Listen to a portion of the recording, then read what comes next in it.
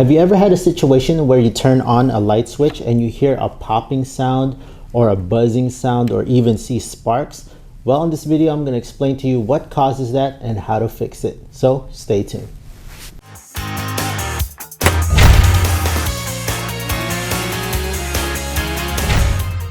Welcome to Fix This House. If you're new to the channel, please consider pressing the subscribe and notification bell so you can always be in tune on DIYs, how-to videos, and product reviews that I do within this channel. So just a quick disclaimer, we are going to be working with electrical components on today's episode. My electrical codes and your electrical codes might be different, so always make sure that you're always up to date and current with your current electrical codes and you have the proper permits. Always turn off the power from your circuit breaker whenever you're working with electricity. And if you're unsure and unconfident with working with any type of electrical, please hire a certified and qualified electrician.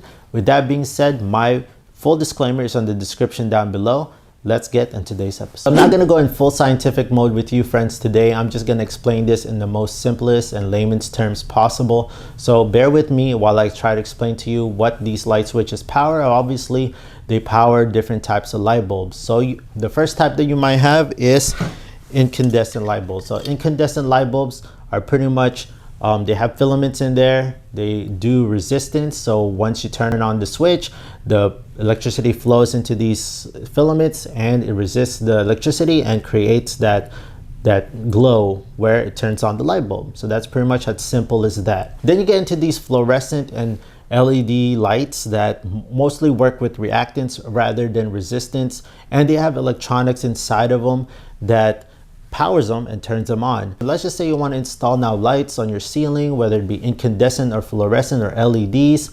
Let's just say you installed one or two of them and you turn on the light switch and everything's going fine and you're going, all right, that's cool. Now I want to, then you get down the road and you want to install more on the same circuit. And then that's where you come into this problem where when you turn on the switch, you hear that popping sound, a hissing sound, or you see sparks, that little tiny spark that you see when you turn on. In layman's terms, friends, when you overload a switch with all these lights, you flick it on and that sudden jump in current onto from the light switch to the light bulbs creates that arc or that flashing or that popping sound. So most homes now are equipped with these 15 amp switches. You can see that they are 15 amps because if you look on the switch itself on the face, it says 15A. So if you're trying to overload with this switch with so much lights on the circuit, you're gonna end up having that popping or that, that arcing whenever you're turning it on, because that sudden spike on the circuit will create that jump. But if you add a higher amperage, say a 20 amperage switch, that will probably solve your problem, because now you have a good buffer. Whenever you turn on that switch, the amperage will be able to handle all those lights on your circuit, and that will reduce that spark or will even prevent it. The best way to stop it from happening, if you're having all these, say you have like 100 lights on the circuit, which I don't know why we would have that much on one switch, but you want to try to divide those load into 2 switches, maybe 3 switches. Have licensed electricians come by and make sure that they divide the load on the certain groups. Say you do a 50-50 split, so you can have a 15A powering a certain group and you have a 15A powering a second group. So try to minimize the amount of lights that you have on the circuit. Another reason why your light switch might be popping or you hear that buzzing sound or even the little tiny blue spark you see there while you turn on is because maybe you're feeling very experimental that day. You want to learn some stuff, you want to just play with your light switch. You ever play that game where you kind of try to see how far you can get into the light switch in the middle, and before it hits the top, it turns on, you just want to challenge yourself? Well, that's pretty much what's causing it. It creates a little tiny arc between the 2 connections, and that's probably it. So when you're turning on your light switch, just be firm and, turn it on and off. Make the decision, just pick one, on or off. So let's get to the last reason. I got this switch off from a house that's actually, this switch is pretty old and it was not working properly anymore. So I had the chance to actually drill and take this faceplate off. Again, do not do that. This is just for experimental And to show you friends what's going on inside, if you have issues with this, just replace the whole switch. Don't try to open and try to fix this, because these switches are not fixable. Once they go out, once they are done, they're done. Just throw them away. They're fairly cheap. I highly suggest you get a commercial grade rather than a residential grade like this one. When we open it up, there you have it. You have the plastic internal right there that goes on and off. But what's actually that's controlling is the internals right here. There are the two connections. The spring is just what causes the switch to click on and off. This is pretty much the decision maker. That's what I would say. If you have this spring right here, this pretty much allows you to just make up your mind whether on and off and not stay in the middle. So this spring is important. Now the internals of your switch is what gets worn out. Over time, this switches gets used thousands of times over its lifetime, and it is normal for it to actually start decaying or it starts wearing out. This is in the off position, this is in the on position, and over time this thing will pretty much get worn out. You'll start carbon will start building into this thing. There's going to be a gap here somewhere, and it's going to be starting to arc, and it'll start to spark, and obviously that heat will start to melt all the conductive parts in here, and which pretty much wears off the whole internal. So the overall solution for this, friends, is to just replace the whole thing. So now we get to the point where we have to replace the light switch.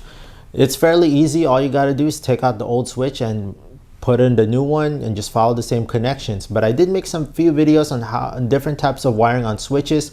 Check out one here. I'll leave it on the top left or top right corner, and check out those videos. Also check out at the end of the videos for 2 different types of videos on concerning light switches. But let's get into it. Let's change it out, and I'll show you how easy it is. Again, if you're unconfident, please hire a certified and qualified electrician.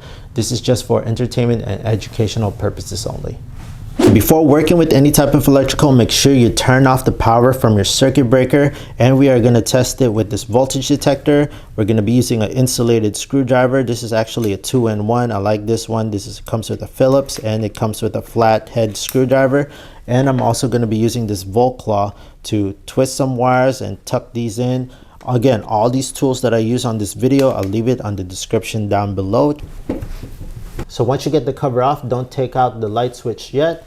Take your voltage detector. Make sure you test this out on a live wire first before testing anything else, to make sure that this thing is working and not faulty. Then when you turn off the power from your circuit breaker, double check everything behind there. Make sure you test, actually on the right side, there is 2 hot terminals, especially if this is a single pole switch. Test it out, and this thing will start beeping if it is live or hot. Have 2 brass terminals. So the brass terminals are pretty much for the hot wire. Unscrew these like so. Unscrew the ground wire. So this is very important. Make sure that when you're replacing the light switch, that it is the same exact type. This is a single pole switch. That means that it has 2 brass and it has a ground wire. Don't mistaken it for a 3-way switch, because this one has 2 travelers and 1 common and then 1 ground. So make sure that you use the same exact ones. Don't confuse it, especially if you're a beginner and you're unfamiliar with these things. Just make sure that it matches. Okay, so here's the new type of switch. It's in the upright position. It reads off, it reads on, and then you're gonna go and feed it back to the terminal. So make sure that it's in a clockwise position, and then you tighten it real well. Go take the other hot, put it in a clockwise position, and then you're gonna tighten that.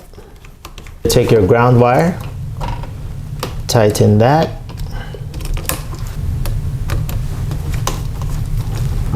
The connectors that I love using are these 221 Wago connectors. I don't use wire nuts. Once I went through this is a game changer. I'll leave this also in the description down below if you're interested on this. They're pretty easy to do. Just open up the levers, insert your wires, close it up, and that's pretty much it. That's done. This is where a volt claw comes in. Using your fingers to push these in will damage your finger and it'll hurt. So this is a great and handy tool to use to help push those wires and actually twist and orient them as well, depending on where you want to position it. So this one, I'll leave it in the description down below as well.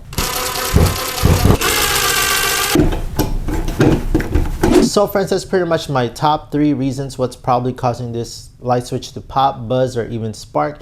If you think of anything else that I might have missed, please leave it in the comment section down below. Share with the community. Let me know. I'd love to know as well. And if you have any questions, leave them in the comment section down below as well. I'd love to answer them for you. But if you did find value to this video, please hit that big thumbs up. Press the subscribe and notification bell because I have more videos like this coming up and other types on how-tos, DIYs, and product reviews. Thank you so much, friends. I'll see you in the next video.